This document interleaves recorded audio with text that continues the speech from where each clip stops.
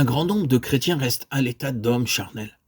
Dieu ne se contente pas de nous appeler à croître et grandir, il pourvoit aussi à nous entourer des conditions favorables à notre développement. Et cependant, il est triste de devoir reconnaître qu'un grand nombre de chrétiens restent toujours de petits enfants en Christ, comme les Corinthiens, tandis qu'ils devraient tendre à la perfection et parvenir à l'état d'homme fait de Corinthiens 13, 11, Éphésiens 4, 13. Dans bien des cas, ce sont les pasteurs et leurs prédications incomplètes qui sont dignes de blâme, plus encore que le troupeau.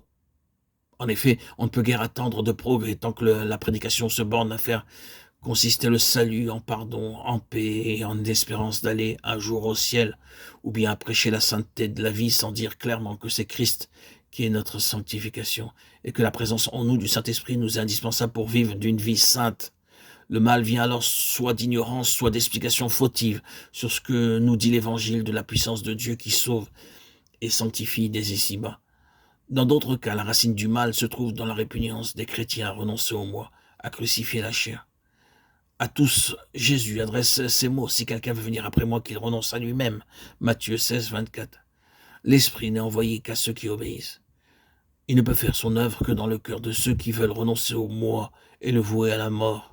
C'était par des péchés de jalousie et de dissension que les Corinthiens se montraient charnels.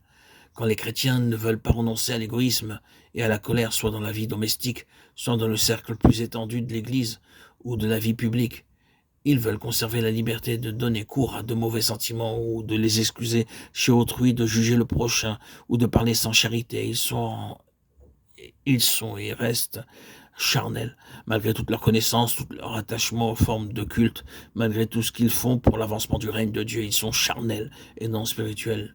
Ils attristent le Saint-Esprit de Dieu. Ils ne peuvent pas rendre le témoignage d'être agréable à Dieu. Le chrétien charnel ne peut pas saisir la vérité divine. Paul disait aux Corinthiens: je vous ai donné du lait à boire et non de la viande, car vous n'étiez pas en état de la supporter. Maintenant même, vous ne le pouvez pas.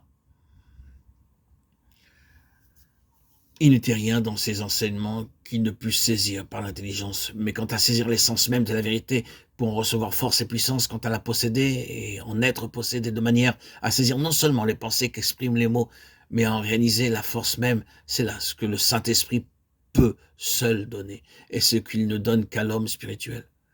Pour être éclairé et conduit par l'Esprit, il faut commencer par consentir à ce qu'il fasse mourir les œuvres du corps.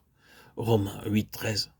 La connaissance spirituelle ne vient pas de la profondeur de la pensée, mais d'un contact vivant, d'une union intime avec la vérité qui se trouve en Jésus et qui est en réalité spirituelle, une existence substantielle. Le Saint-Esprit enseigne en accommodant les choses spirituelles à ceux qui sont spirituels. 1 Corinthiens 2, 13. Il fait saisir la vérité spirituelle à l'intelligence devenue spirituelle. Ce n'est pas la force de l'intelligence, ce n'est pas même le sérieux désir de connaître la vérité qui prépare un homme à recevoir l'enseignement de l'Esprit. Il faut qu'avec une entière soumission, avec une obéissance, une dépendance complète, il attende de l'Esprit même la sagesse et l'intelligence spirituelle.